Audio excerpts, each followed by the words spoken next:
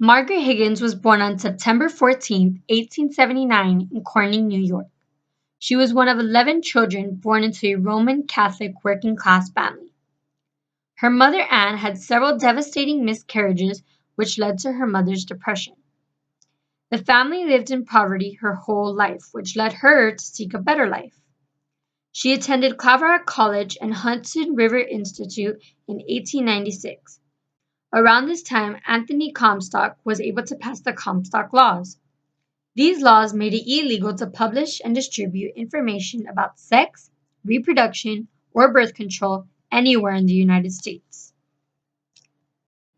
In 1900, Margaret then moved to New York's White Plains Hospital to begin her studies in nursing. A short time before finishing her studies, Margaret married her husband William Sanger. They ended up having 3 children together. Around the time of 1910, the Sangers joined a group of activists in Greenwich Village. Margaret also joined the Liberal Club and groups that included the Women's Committee of the New York Socialist Party. By the time of 1912, Sanger gave up her nursing career and began to write a column for the New York Call. The article was entitled What Every Girl Should Know. The article describes how the woman body changes from girlhood through puberty and about sexual and reproductive health. Although some believe that this went against Comstock laws, it did not because she did not include contraception. However, Anthony Comstock, the man who created the Comstock laws, still banned her newspaper column. After several obstacles, Sanger reformed her voice and created her own newspaper column called The Woman Rebel. This paper went against all Comstock laws. She ignored warnings from the government and was eventually arrested on August 1, 1914. She was given 6 weeks for her defense, but instead wrote a book on birth control called Family Limitation. This book describes common forms of birth control such as condoms, withdrawal, plugs, spermicides, and sponges. Family Limitation sold 10 million copies, but this book was also going against all Comstock laws. Sanger ended up fleeing to England, where she openly talked about birth control and abortion.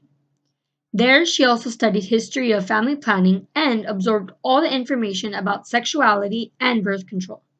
She eventually came back to America, however, because her husband was put in jail and Comstock died. Even though Comstock was dead, his laws still lived on, and she challenged them. She got $50 from a woman in California and used it to open the first birth control clinic in New York on October 16, 1916. Flyers were passed out about the opening of the clinic. The clinic offered counseling, birth control, and supplies to dozens of women from the Bureau's Brownsville section. The clinic remained open for 9 days, but Sanger and the other parties were arrested for maintaining a public nuisance. Sanger was tried, found guilty, and sent to jail for 30 days that later resulted in a hunger strike for the cause. When released from prison, her followers grew. Sanger upheld her conviction in 1917, which was a major legal victory. In 1921, Sanger became a leader of the birth control movement and founded the American Birth Control League. In 1923, the first legal birth control clinic was opened, also known as the Clinic Research Bureau.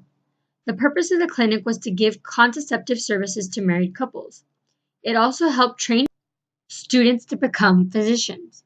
In 1942, the American Birth Control League changed its name to Planned Parenthood. This is the organization that we know now today. If Margaret Sanger had not gone through all those obstacles and conflicts, we may not have the sources we do today. Because of her, the United States came to a compromise and let all of these ideas be legal. While some people still may be against birth control and more, women still have the freedom to choose pro-life or pro-choice.